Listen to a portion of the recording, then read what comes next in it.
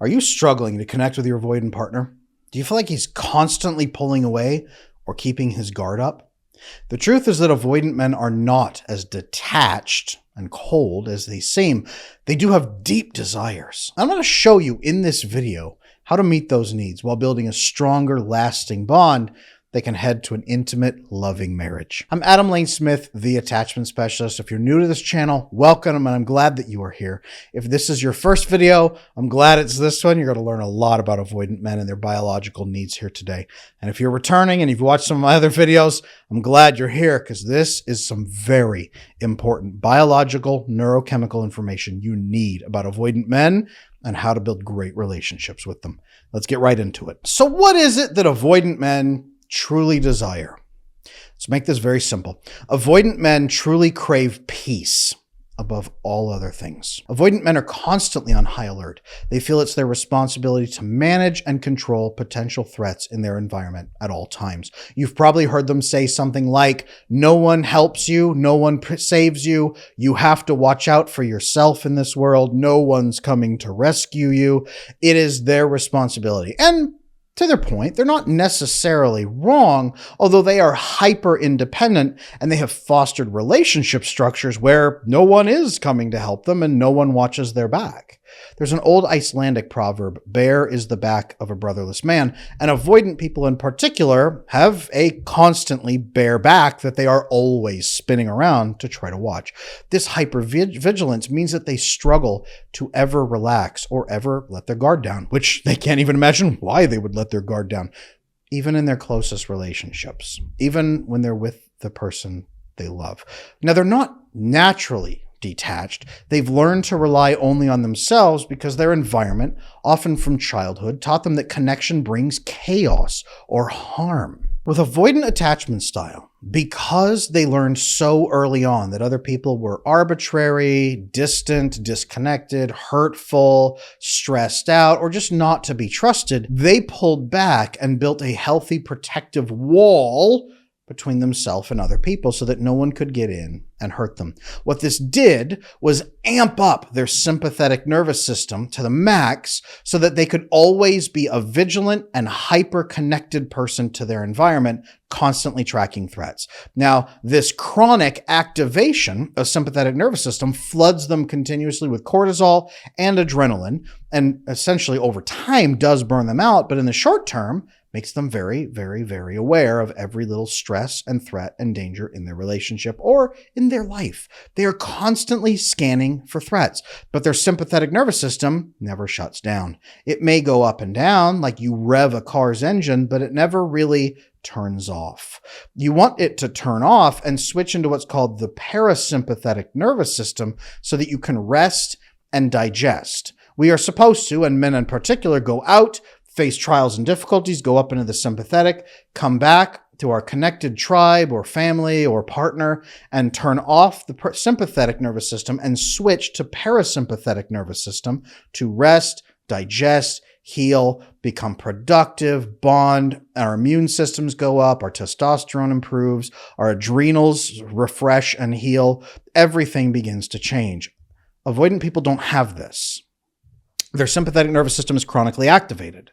So they don't go into their parasympathetic, which is where their oxytocin receptors, the mammalian bonding receptors, primary mammals, can open up and start receiving oxytocin. Now, when mice, dogs, wolves, chimps, when they nurture each other, lick each other, hug each other, nuzzle each other, they release oxytocin that says, I feel comfortable with you. I'm at ease in your presence. I feel loved and accepted, and we are connected.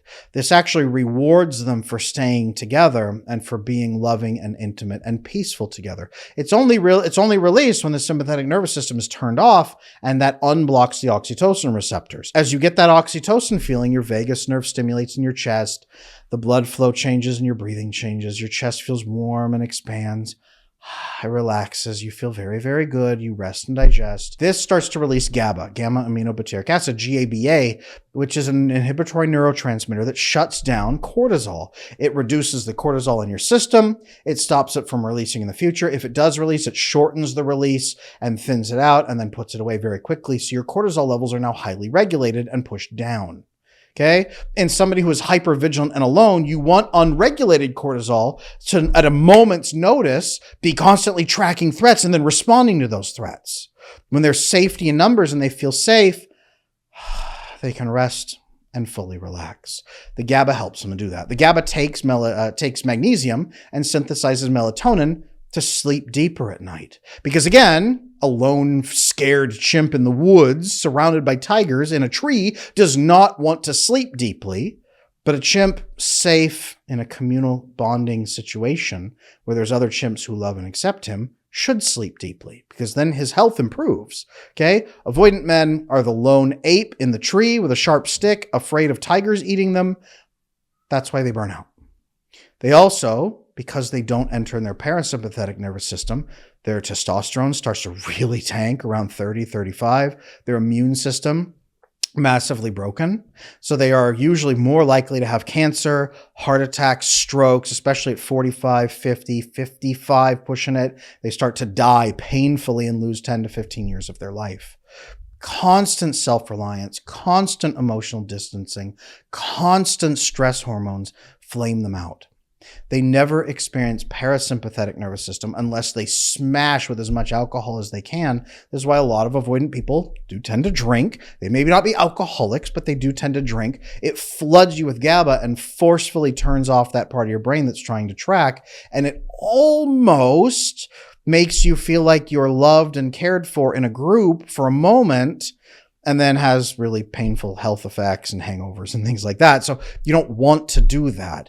What you want to do is get the natural bonding experience with your humans and the trusted ones that you're supposed to get. Peace for avoidant men is immersing in the safe, collected tribe or family or even just relationship that they don't actually believe is possible to them. They use alcohol to try to produce a synthetic version of that feeling, a tiny amount of peace when they can. But they are craving that peace that they don't think exists. They've never felt it. They haven't had oxytocin bonding, probably even as kids. It's about feeling understood, unburdened, able to push off those thoughts. They won't say the word safe, probably. Avoidant people say nothing's safe in this world. But it is a feeling of mammalian animal safety. The brain tags safety in numbers, safety in acceptance, safety in troop and tribe, and whatever you want to call it. Now, the role of a trusted partner is very crucial in this. If you love an avoidant man or even an avoidant woman, all the things in this video also apply typically to avoidant women, usually. Avoidant people, remember, cannot relax on their own. While avoidants pride themselves on independence, I'm a strong, independent person. I need no one and no one can hold me down, right? They lack the tools to regulate their own emotional state fully. Say it another way. Avoidant people usually are white-knuckling it so hard at all times that they think they are the most disciplined and regulated people on the planet, but they have the most unregulated cortisol levels of everybody. It's just that they're endlessly white-knuckling it, and that comes at a massive, massive price. So an avoidant person needs a partner who acts as an ally, a partner who doesn't add to their stress, but helps them solve problems, detect threats, manage threats, make smart investments, and even process emotions. Because avoidant people have never had someone they could actually trust enough to do that with, so they don't know what the benefit is. They're probably scoffing as they watch this video. Hello, avoidant people. I know you're watching, and that's cool. You don't have to say anything. I know you're silently watching. I promise I'm not teaching anyone to manipulate you, but you probably have never had someone you can actually emotionally process with. So when I say that, it probably sounds stupid and pointless, and you wonder why I would even say something so idiotic. It's because when you process emotions, you can actually find solutions better. It actually regulates your brain, regulates your cortisol, regulates your nervous system, regulates your immune system, makes you live 10 to 15 years longer with higher quality of life, the entire life experience, not just that 10 to 15 years, but your entire life experience is higher quality. Everything improves. And yes, that involves processing emotions because we're supposed to do that. We're actually built for that, men and women both.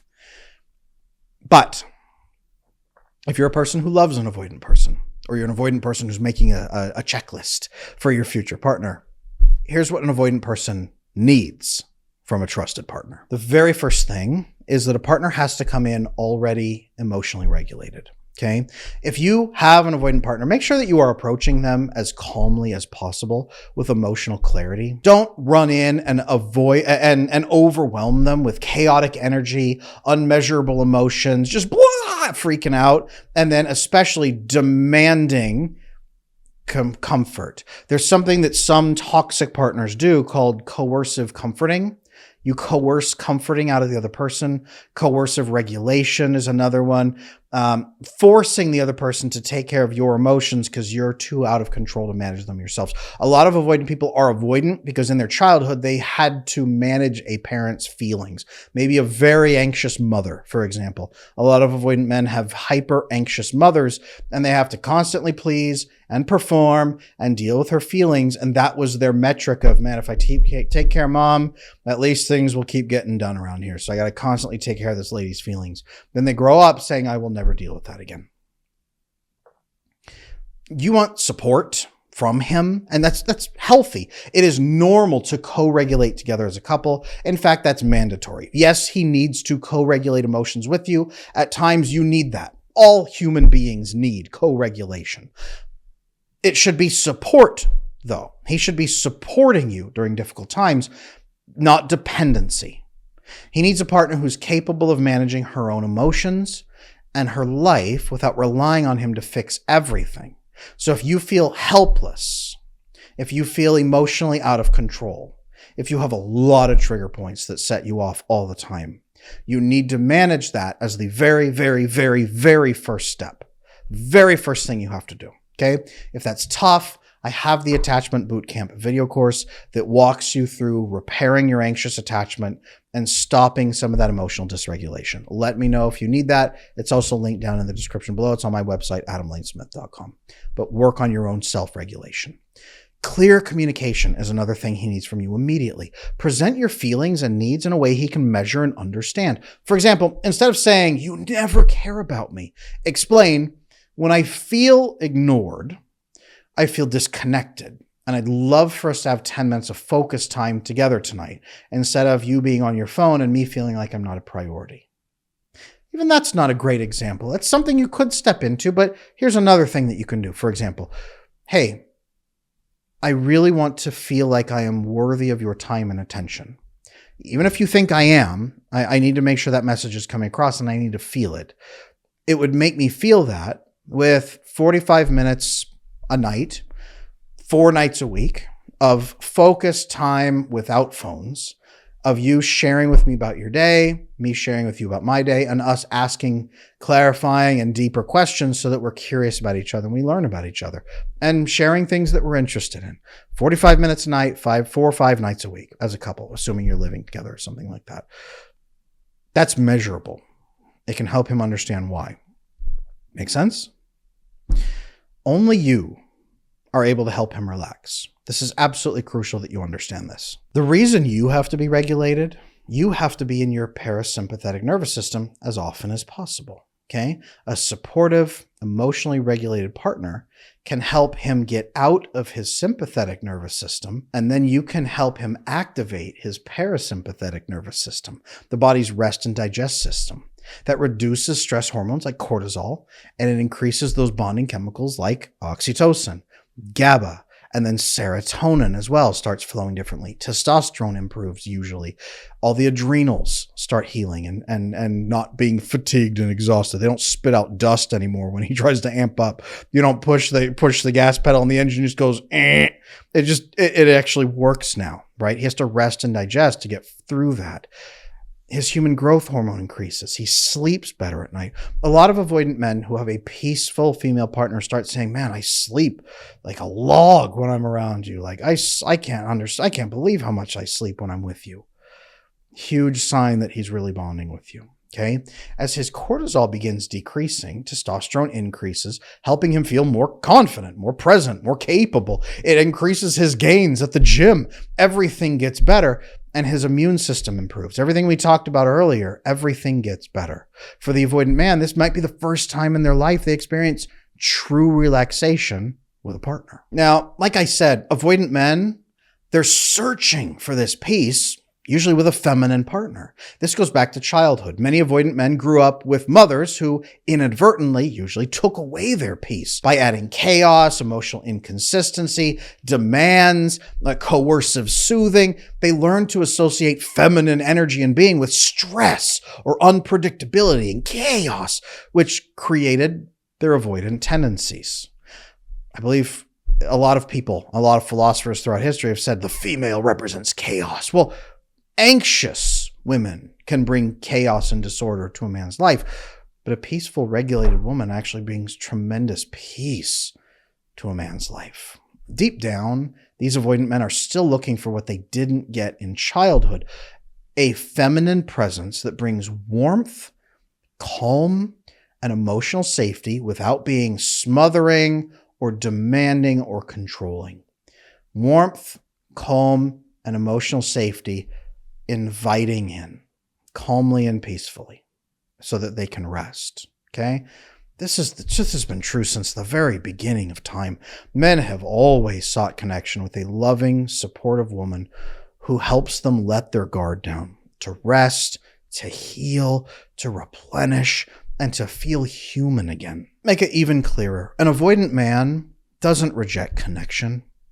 Avoidant men reject the chaos and fear that they've come to associate with relationships.